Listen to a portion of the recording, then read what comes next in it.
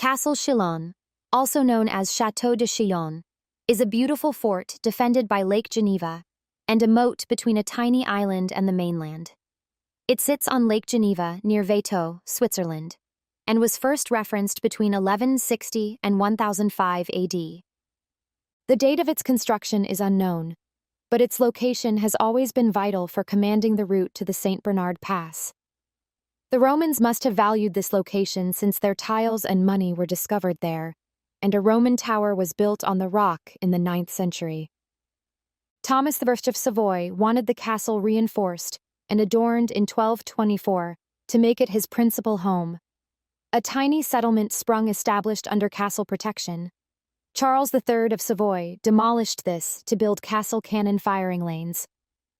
However, Thomas re-established Villeneuve on the lakeshore, little over a mile distant, which became affluent due to its location on the major road to Rome. This road was so popular with Christian pilgrims that a hospice in Villeneuve provided 600 plums of food daily. Pierre, Thomas's son, taxed the town's commerce and erected the castle walls to empower him to rule Vaud. The castle and its residents prospered, but in the 14th century, the protracted wars between England and France destroyed pilgrims' paths, reducing Chillon's prominence. After the local kings left, chatelains, men from important families in the region, controlled it and utilized it as a jail. In a unique dungeon, captives were regularly hanged from a big black wood beam that spanned the stone room. As the Black Death spread in 1342, some Christians accused Chablis Jews of polluting water sources and creating the disease.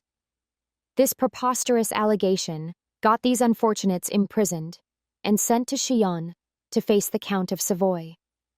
He ordered their subterranean imprisonment and torture. Local Christians who were acquainted with Jews were regarded similarly. The 1382 Chillon tragedy was one of the worst. Sir Raoul de Montagnard, the castle's terrible dictator known as the Breaker, wanted to marry Erdelinde, his first cousin's lovely daughter. However, she loved Mainfroy de Luceus, a young man whose father was Sir Raoul's worst adversary.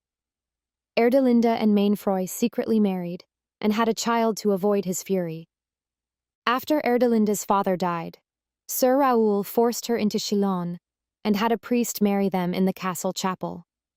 Since the priest had secretly married Erdelinde, he refused to conduct the ceremony when he met her. Erdelinde had her kid brought to the altar to show Sir Raoul that this marriage was impossible. In a rage, the master of Chillon grabbed the kid and threw it out the chapel window into the lake below.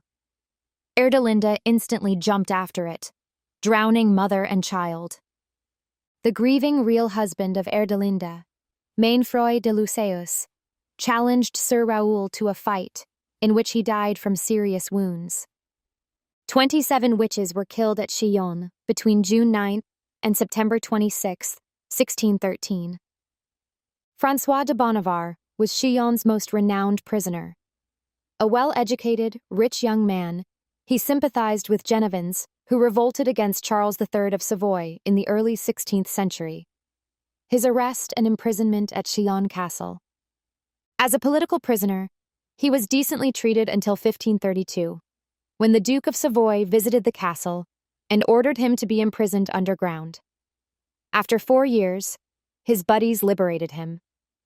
In 1816, Lord Byron visited the cell and saw the lonely prisoner's footmarks on one of 7 stone pillars, where he was chained for extended hours. Bonnavard's captivity inspired Byron's renowned poem, The Prisoner of Chillon. The poem, however not historically accurate, conveyed the prisoner's thoughts and became one of Byron's most famous. Today, Chillon is well maintained. A wooden bridge replaces a drawbridge across a lake-filled moat. 2 rows of apertures and 3 semicircular towers adorn the outside wall. The castle's famed oubliettes were in the middle tower. Unwary tourists may stumble into these oubliettes and disappear. One was a pitch-black shaft with stairs, or so it appeared. The victim stepped into space and hurtled down a 90-foot chute to die in moat water after the second step. Bonnivard's dungeon was near the execution chamber. Here are the 7 pillars, and this legendary freedom fighter was shackled to the 5th.